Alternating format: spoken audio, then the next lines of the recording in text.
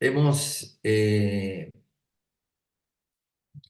estamos haciendo un recorrido por diferentes modelos que han sido realizados de las células nerviosas, ¿no? Y empezamos viendo el modelo de Hodgkin y Huxley, que es un modelo que tiene cuatro ecuaciones diferenciales parciales para dar cuenta de la propagación del impulso nervioso a lo largo del axón, ¿no? Y posteriormente vimos el modelo de Fisgo-Inagumo, que es un modelo, podemos considerarlo una simplificación del modelo de Hodgkin y Huxley, pero o sea, reduce la complejidad, podríamos decir que a la mitad, porque en vez de cuatro ecuaciones diferenciales, son dos ecuaciones diferenciales, que están inspiradas en el modelo y el trabajo previo de Balthasar van der Pol, ¿no? Y este es el modelo que habíamos presentado, ¿no? Vean que, como hemos dicho, tiene dos ecuaciones diferenciales, ¿no? Aquí vemos que esto es un sistema de dos ecuaciones diferenciales. Y una de las ecuaciones es la que va a gobernar las variaciones del voltaje a través de la membrana y toma en cuenta las corrientes eléctricas. Y la otra es una variable de recuperación para tomar en cuenta el efecto de los canales. Y lo que vimos es que este modelo replica perfectamente el fenómeno de excitabilidad, ¿no?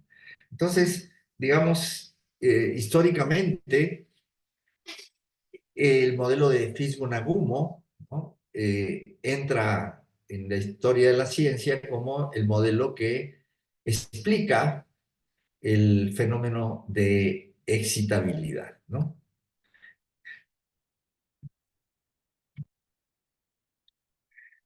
Vimos también que, bueno, esto, digamos, ya analizado en retrospectiva, ¿no? No es una cosa tan difícil de haber llegado a ella. Fíjense, el modelo de Van der Pol, esta que está aquí, es la ecuación de Van der Pol. Cualquiera que haya llevado un curso de mecánica y ve esta es la forma que tienen los modelos de los sistemas mecánicos conservativos. Bueno, no conservativos porque habría un término de fricción aquí, que sería, tendría un coeficiente de fricción, ¿no? Esto se parece muchísimo a la ecuación del oscilador armónico, ¿no? El famoso resortito que tiene una bolita colgando, ¿no? Eh, es este modelo. Si lo que está entre paréntesis fuera una constante, esto modelaría el comportamiento del oscilador armónico sujeto a una fricción que podríamos considerar que es una fricción con el aire y que es proporcional a la velocidad. En este caso lo que ocurre es que la fricción, el coeficiente de fricción no es constante, depende de B.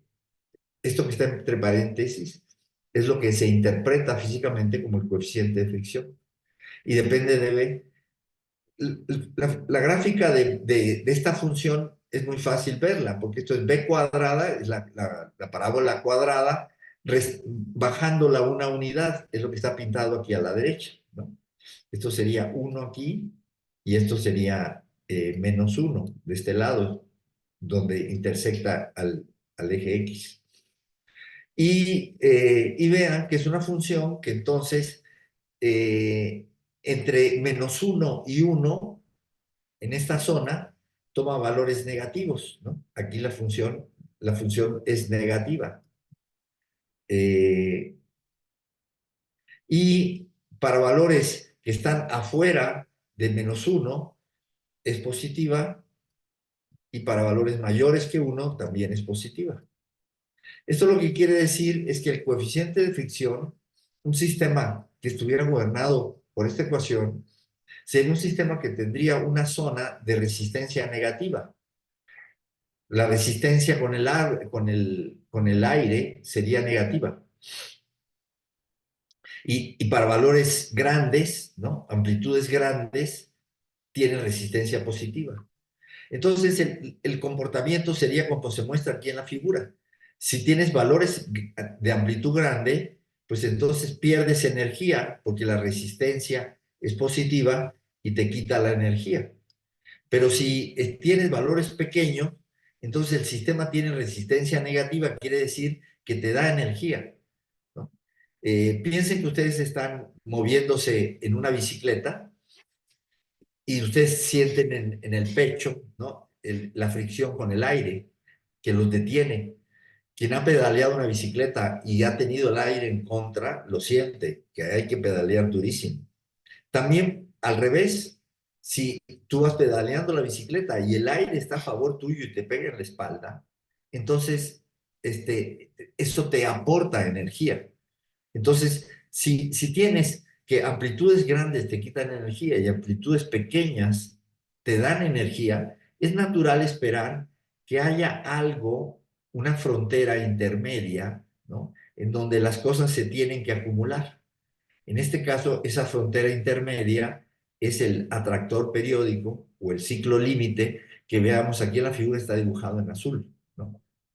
En esta figura lo vemos aquí en azul. Eh, que es lo que se conoce en ecuaciones diferenciales como un ciclo límite o un atractor periódico. Esa es la misma situación que vamos a observar aquí, ¿no? En el caso de Fish-Gunagumo. Sabemos que las neuronas pueden tener también un comportamiento periódico y ese comportamiento periódico se refleja también en el modelo de Fish-Gunagumo. O sea, variando los parámetros del sistema. ¿Cuáles son los parámetros del sistema? Vean, el sistema tiene cuatro parámetros. A es un parámetro, I, que es la corriente aplicada o la corriente que entra a través del árbol dendrítico, ¿no? Es otro parámetro. B es otro parámetro y G es otro parámetro. Entonces, variando esos parámetros, puede lograrse, ¿no?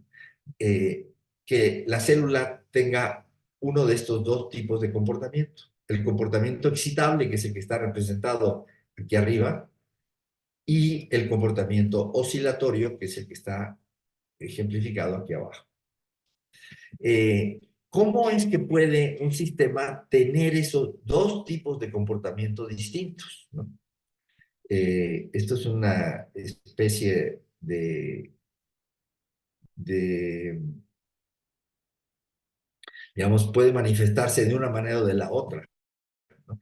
Y si indagamos y buscamos cuál es la razón matemática para que esto ocurra, lo que vamos a ver es que eso se debe a, aquí me debería aparecer una cosa que no me está apareciendo, déjenme ver por qué no. No. Este, aquí lo que va a pasar, ¿no?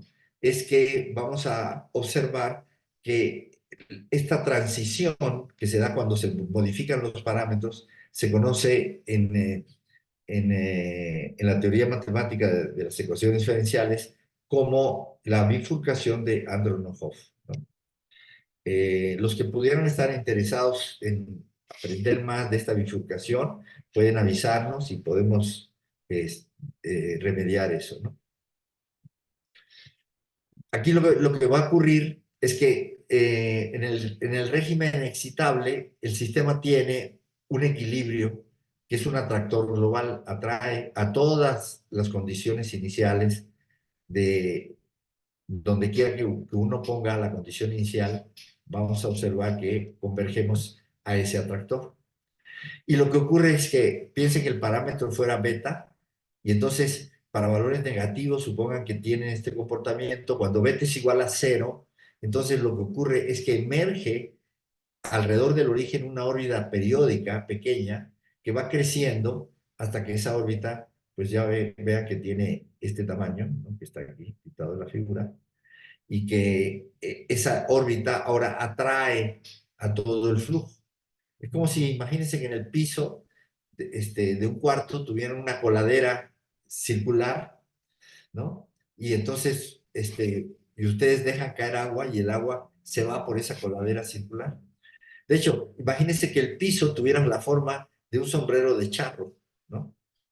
Entonces, esta parte de aquí sería donde el charro mete la cabeza, y entonces si el agua de aquí lo que hace, si cae, si está cayendo agua del techo, el agua que caiga en este casquete, pues se va a ir a esta zona, y el agua que caiga en la otra zona se va a ir yendo. Entonces, bueno, eso es como podemos imaginar esa transición. O sea, es la aparición de una órbita periódica que nace con amplitud cero y va creciendo, creciendo, creciendo hasta que tenemos la situación que se muestra aquí a la derecha. Aquí está también dibujado, estos son dibujos de lo mismo, ¿no? En donde se puede ver el campo de vectorial de la ecuación diferencial y cómo el campo vectorial mueve las órbitas para que converjan a ser atraídas en esa circunferencia que está pintada en azul. Para los que quieran investigar un poco más de esto, conocer un poco más de esto, les dejo aquí la referencia de este artículo que está publicado por la Sociedad Matemática Mexicana, y en donde se discute la bifurcación de Hopf y el comportamiento del modelo de Fitzgerald. Pero bueno, nosotros queremos ir, el objetivo de nuestro seminario no es abundar en las matemáticas que están detrás de todo esto, pero en las propiedades computacionales, en las capacidades que nos pueden dar para aprender, para memorizar, para generar agentes inteligentes. Este es un ejemplo de qué cosa es, ¿no? El comportamiento, cómo es el comportamiento de un dispositivo. Vamos a pensar que sea un dispositivo electrónico que tenga resistencia negativa. Eh, yo creo que todos conocen la ley de Ohm, porque eso se ve hasta en secundaria, ¿no? Que es que si tú tienes un alambre, ¿no? Y por el alambre, ¿no? Aplicas una diferencia de voltaje en los extremos del alambre, pues va a circular una corriente. Y la corriente que va a circular va a ser proporcional a el voltaje, ¿no? O sea que es lo que se conoce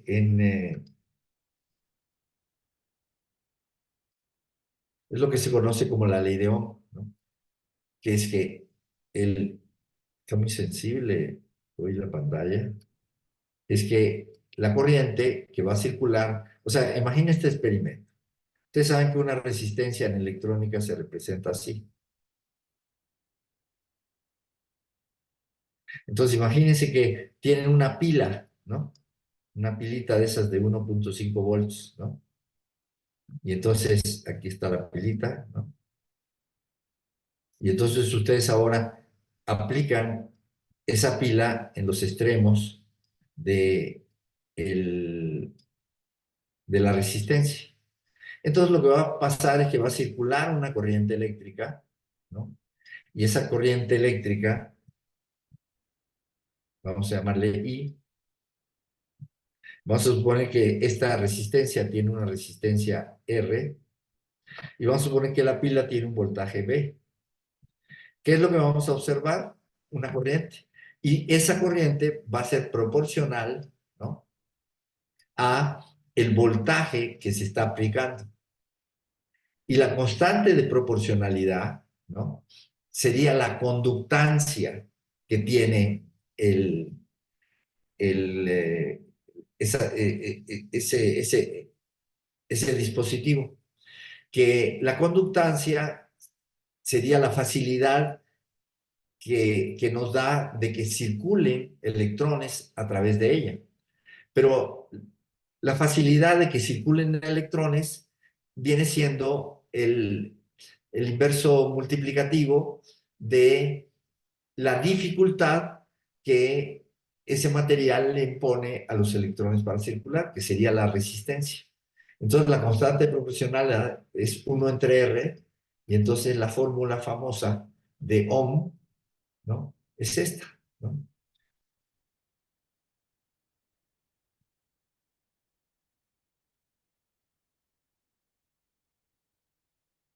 La ley de Ohm, ¿no?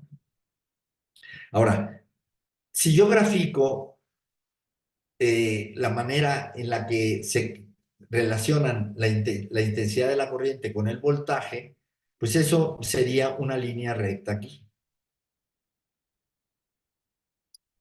Y la pendiente de esa recta sería 1/R. Vean que si ahora tuvieran que en lugar de una resistencia simple, tuvieran aquí un elemento diferente, ¿no? Vamos a pensar que ahora ese elemento que tenemos aquí ya no es una resistencia, pero es un diodo de Saki, ¿no? Saki es el famoso físico japonés que ganó el premio Nobel por descubrir el efecto túnel, que es un efecto que ocurre a nivel microscópico, ¿no? Un efecto cuántico. Eh, si vendemos eso, imagínense que la relación voltaje-corriente estuviera dada por esta curva que tiene esta forma que parece una cúbica. Pues había una zona en donde, aquí digamos, la resistencia óhmica nos decía que a medida que aumenta el voltaje, la corriente que circula por el conductor es mayor, ¿no? Y crece, con el voltaje crece linealmente, eso es lo que esta línea roja me da, ¿no? Vean que aquí, en esta parte, el diodo de Saki tiene un comportamiento muy parecido. Crece cuasi linealmente, ¿no? Con el voltaje. También, a partir de este valor que está aquí, de aquí en adelante, también tiene un comportamiento de esa naturaleza. Crece, es una función creciente del voltaje. Pero hay una zona, esta zona entre estos dos valores del voltaje, en donde la corriente varía de una manera diferente. Hay una pendiente negativa aquí, entonces tendríamos lo que podríamos considerar una resistencia negativa. Y vamos a ver que este tipo de componentes, estos diodos de Saki, y hay muchas otras que tienen también un comportamiento este, complejo con resistencia negativa, dan lugar a fenómenos muy interesantes. Y en particular fue lo que le permitió a Nagumo construir un modelo de un circuito electrónico que manifiesta el fenómeno de la excitabilidad de una manera muy semejante, de una manera análoga a cómo lo hacen las células nerviosas. Vean, habíamos visto que esto que está aquí es el sistema de ecuaciones diferenciales propuesta por Fisgo. Y les habíamos dicho que Nagumo lo que había hecho era construir un circuito eléctrico que tenía un comportamiento análogo a las células nerviosas y que cuando escribimos sus ecuaciones resultan las mismas ecuaciones que había propuesto Fiske y que estaban inspiradas en el modelo de Van der Pol, que es esta ecuación que está aquí abajo. Vamos ahora a platicar cómo es el circuito de Nagumo. El circuito de Nagumo tiene varias componentes muy básicas, ¿no? Vean, por ejemplo, aquí tenemos una resistencia, ¿no? Esto es una resistencia simple, ¿no? ¿Qué es una resistencia simple? ¿Cómo puedo imaginar una resistencia simple? ¿Se acuerdan los focos? Cualquier foquito que nos da luz en nuestra casa, lo podemos considerar una resistencia pasiva, ¿no? Lo único que hace es cumplir la ley de Ohm que mencionamos anteriormente. Tiene también esto que está aquí, que está marcado con una L, ¿no? Es un inductor, ¿no?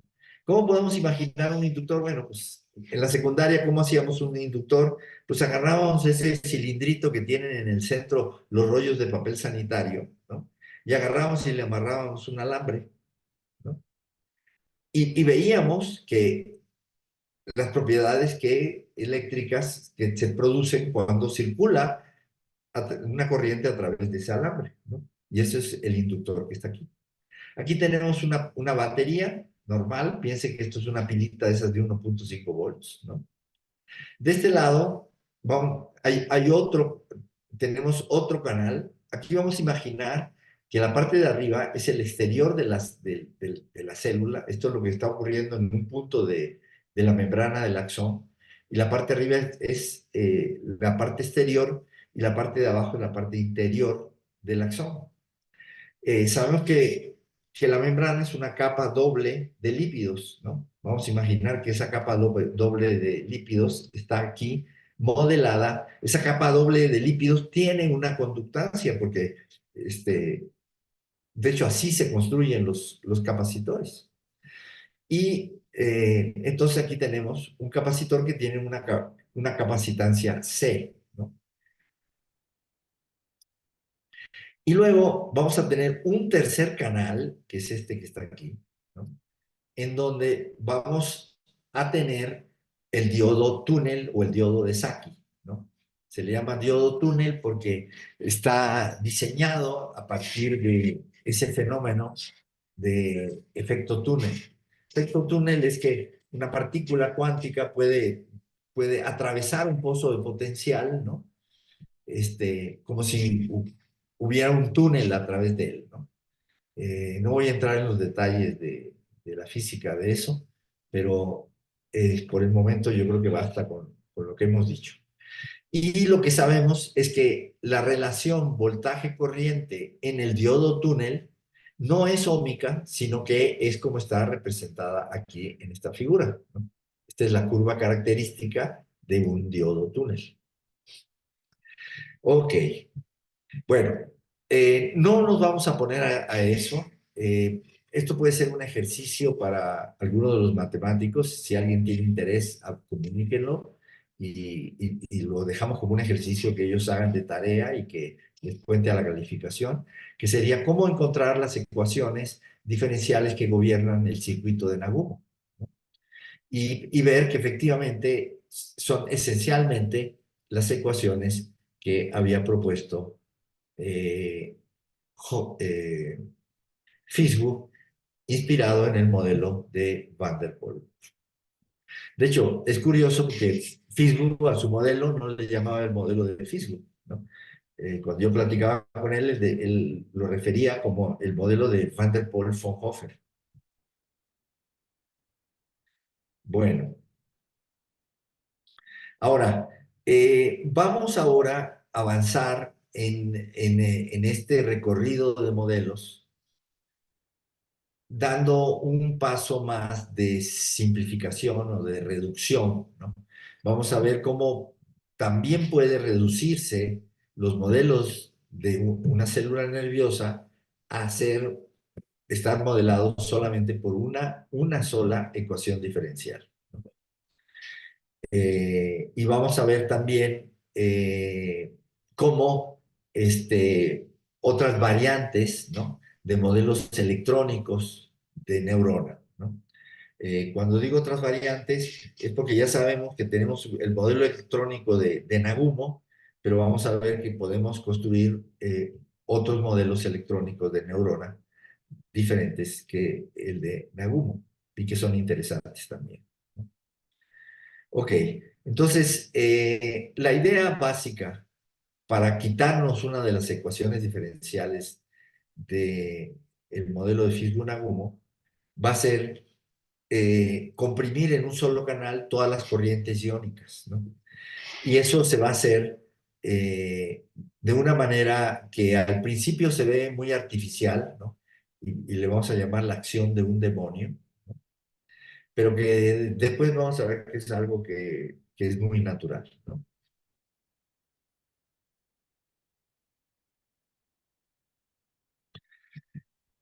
Vamos a considerar el circuito que tenemos aquí a la izquierda.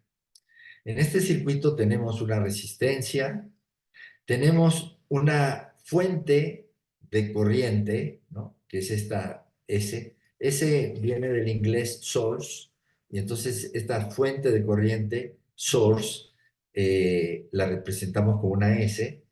Vamos a ver que el circuito, además de la resistencia, tiene un capacitor, ¿no? Y tiene dos canales, ¿no? Un canal a través del cual circula la corriente, que es este canal donde está el capacitor, ¿no? Y vamos a tener otro canal, ¿no? Donde la corriente puede circular a través de una resistencia variable, ¿no? Una resistencia variable que vamos a suponer que está siendo variada por la acción de un demonio. Eh, ¿Qué quiere decir esto? Bueno, vamos a, vamos a ver qué pasa. Imagínense por el momento que solo estuvieran considerando el circuito RC y no existiera este canal, ¿no? Y quitáramos esta componente, ¿no? Entonces, ¿qué pasa en el momento? Imagínense que aquí tuviéramos un switch y pudiéramos abrir el circuito y cerrar el circuito. Si abrimos el circuito, pues la fuente de corriente no puede actuar porque no hay manera de que circule, ¿no? La corriente. Si cerramos el circuito, entonces va a circular una corriente que va a entrar al capacitor y lo va a ir cargando, se va a ir acumulando carga en el capacitor. Eh, y eso va a ocurrir, ¿no? La carga va a ir entrando ahí hasta que se llega a un valor máximo, ¿no? De carga que depende linealmente de el valor del voltaje que está siendo aplicado, o sea, la fuerza de la fuente de corriente. Si graficáramos eso, si graficáramos el voltaje que hay que se acumula en el capacitor debido a la carga, como va entrando carga, el voltaje, imaginamos que antes de cerrar el switch, el voltaje en el capacitor es cero, no hay carga en el capacitor, está neutro, ¿no? Pero a medida que entra carga, ¿no? Cuando cerramos el circuito, lo que veríamos es que el voltaje en el capacitor está aumentando.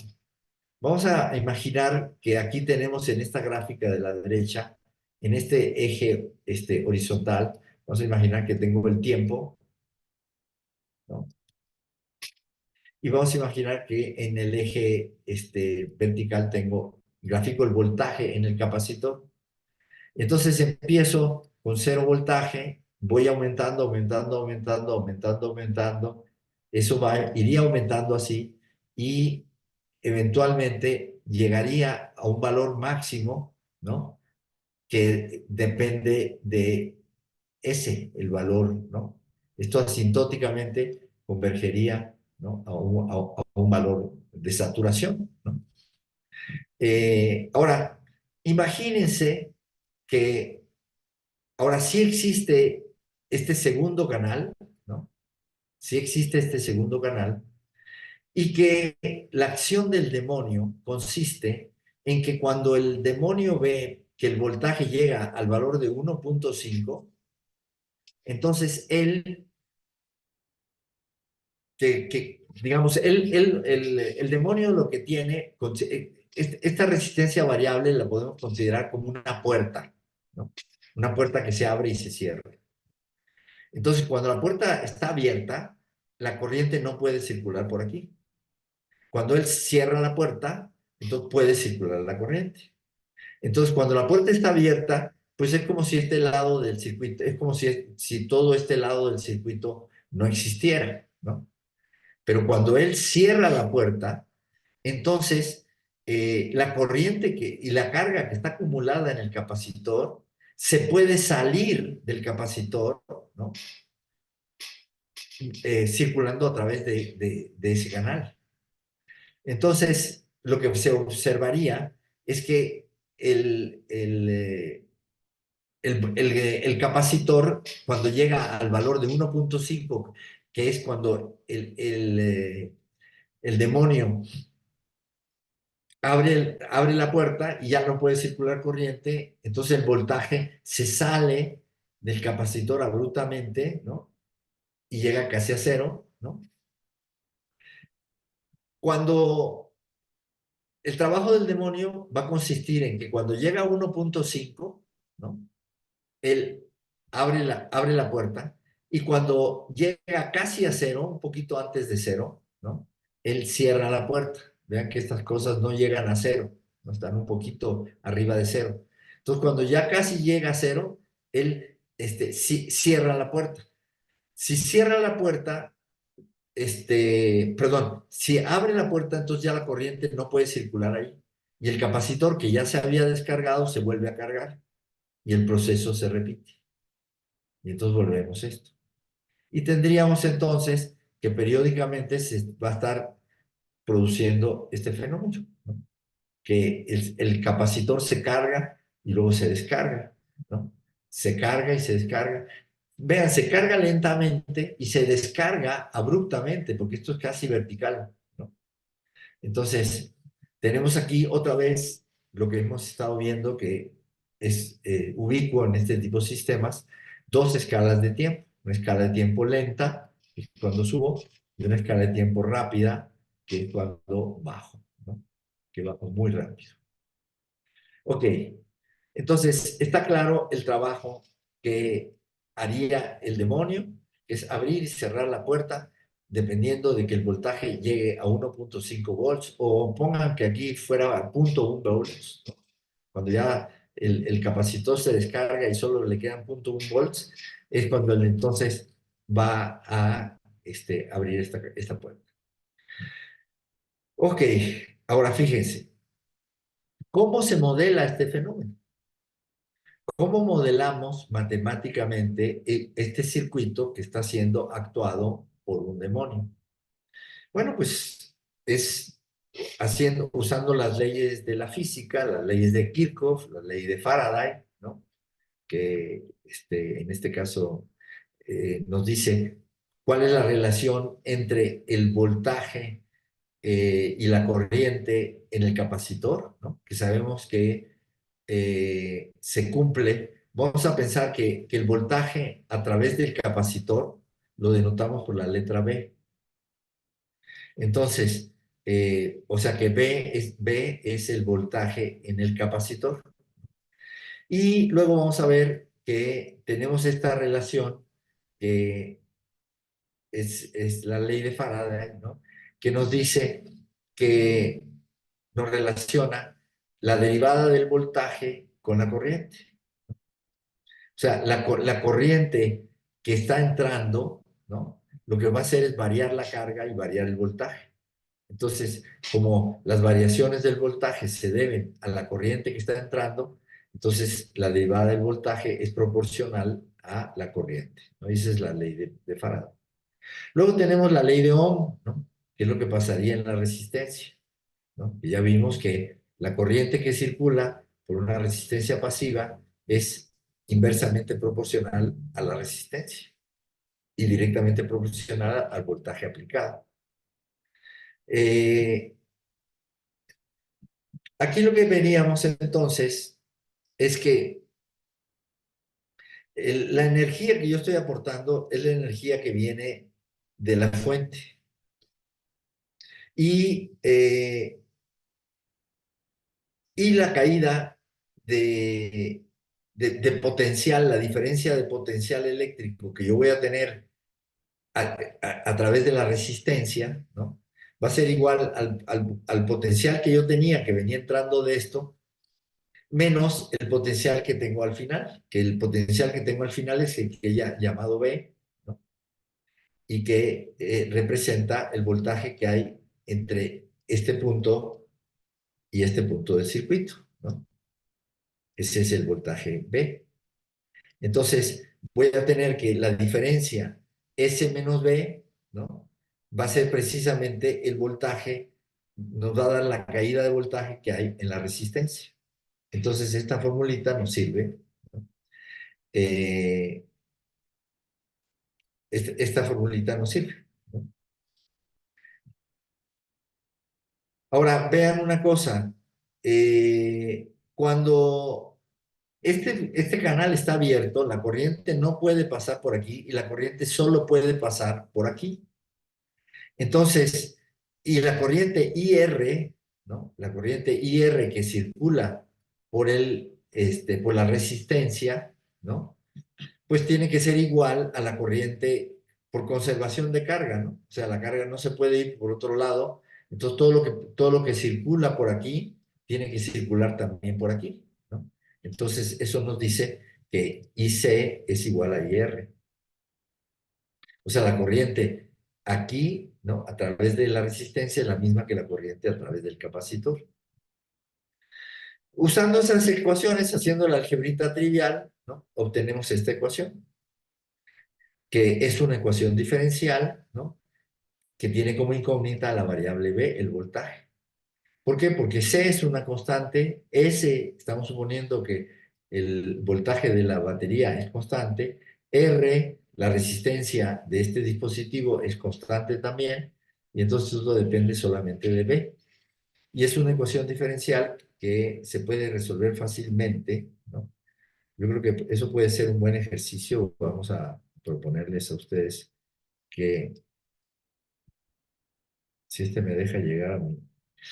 Eh, entonces, despejando, tendríamos esta ecuación diferencial. Esta es la ecuación diferencial del circuito. Ahora, lo que ocurre es que no hemos tomado en cuenta, ¿no? La acción del demonio. Si tomamos en cuenta la acción del demonio, el demonio cierra la puerta y entonces la corriente puede circular por aquí. Y entonces eso va a ser importante, porque lo que va a ocurrir es que al circular por aquí se va a descargar el capacitor. Vean que esta ecuación, quiero que se fijen ahora en esta ecuación diferencial que está aquí. Esta ecuación diferencial es esta misma, es la que ya detectamos, en donde, para simplificar, el producto RC lo hemos representado como tau, por la letra tau, aquí. Ahora, esta es la ecuación diferencial, ¿no? que nos va a interesar. Es la ecuación diferencial de las spiking neurons, ¿no? ¿Qué va a pasar? El voltaje va a evolucionar de acuerdo a esta ecuación diferencial mientras no actúe el demonio. El demonio solo va a actuar cuando el voltaje llegue a 1.5, ¿no? Que es que él va a cerrar la puerta. Y al cerrar la puerta, al cerrar el circuito, entonces la corriente va a pasar por aquí, ¿no? Entonces, eh, decimos que vamos a movernos por esta ecuación diferencial mientras B sea menor que B on. Vamos a suponer que B on representa el 1.5.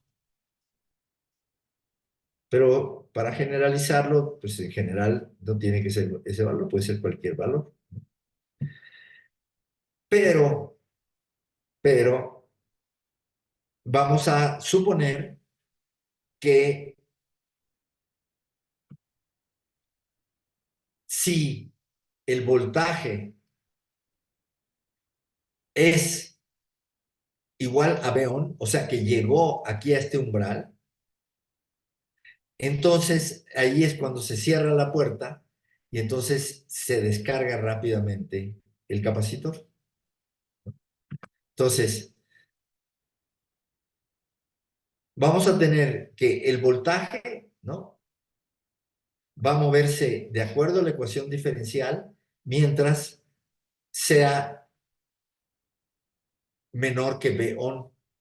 Pero cuando llegue al voltaje B-on, cuando llegue a ese voltaje, o sea, cuando llegue a 1.5, entonces él va a bajar. Cuando llega a 1.5, entonces va a bajar, ¿no? ¿Por qué? Porque el demonio abre la puerta.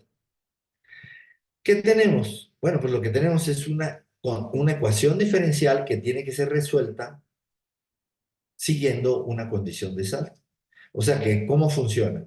Doy una condición inicial aquí, me muevo por la ecuación diferencial, que sería este movimiento. Cuando llego aquí, tengo que resetear la condición inicial y entonces tomar la solución que empieza aquí abajo y moverme por esa solución. Entonces me voy moviendo, brincando de soluciones, ¿no? Este, la cuestión se va moviendo, brincando de soluciones, ¿no? Bueno, esta, esta ecuación diferencial así, sujeta a esta condición de salto, es la que ustedes van a encontrar ubicua en la literatura y que a esto se le llama, a este modelo de neurona, vean, es una sola ecuación diferencial, se le llama un modelo de integración y disparo o un modelo de spiking neurons. Son los dos nombres que van a ustedes encontrar en la literatura, ¿no?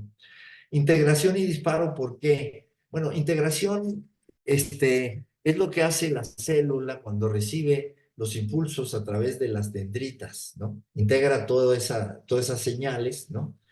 Eh, que lo que está haciendo es acumularlas en el soma, ¿no? Para después, si rebasa el umbral, desatar el impulso nervioso. Aquí, en este modelo, esa integración, esa acumulación, la está representando el capacitor. El capacitor está acumulando este, toda la corriente, ¿no? Que le está llegando. Entonces, por eso es un sistema que integra y dispara. O sea, integra lentamente y luego dispara rápidamente. Y se le llama spiking neurons porque, bueno, pues lo que está haciendo es producir, aquí, vean, una pregunta que nace en este contexto es, bueno, ¿y dónde está el potencial de acción? Recuerden que una característica que tiene el fenómeno de excitabilidad biológicamente es que los potenciales de acción de cada célula siempre son todos iguales. Todos los potenciales de acción siempre son iguales. O sea que si la forma que tiene el potencial de acción de cada célula es característico de ella. Es así como su huella de identidad, ¿no? O sea, tú viste cómo una célula produjo un potencial de acción y ahora todos sus potenciales de acción van a ser idénticos. Entonces, si estamos estudiando lo que le pasa a una célula, basta que veamos un potencial de acción y ya sabemos cómo es. Entonces, aquí lo que pensaríamos es que cuando que la célula está integrando señales, está acumulando carga, cuando llega a este punto, la célula entonces se excita y produce el potencial de acción, que ya sabemos cómo es. Entonces, si nosotros, imagínense que estamos estimulando, queremos estimular ahora esta célula, pero en vez de poner aquí una batería, que fuera una pilita de esas de 1.5 volts, lo conecto aquí a la corriente y voy a tener una corriente variable, ¿no? Que varía periódicamente. Saben que las corrientes aquí de nuestra casa varían así, 60 ciclos por segundo, ¿no?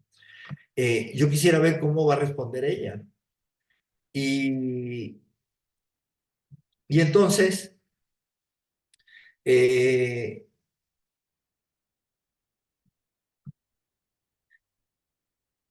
quiero ver de qué manera, ¿no? Va ella a recibir esta estimulación periódica para producir sus potenciales de acción. Yo ya sé cómo son, cada vez que produzca un potencial de acción, ya sé cómo son. Y lo único que necesito saber es en qué momento van a ocurrir los potenciales de acción. Por ejemplo, aquí vamos a tener un tiempo T1, que va a haber un potencial de acción ahí. Aquí vamos a tener un tiempo T2, donde va a haber otro potencial de acción.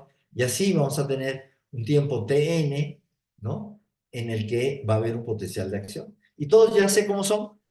Entonces, puedo quitarle la complejidad al modelo de representar cómo varía el potencial a través de la membrana en el momento de producirse el potencial de acción. Bueno, Creo que este es un buen momento para dejarlo ahí. Nos quedan unos minutos para que ustedes puedan preguntar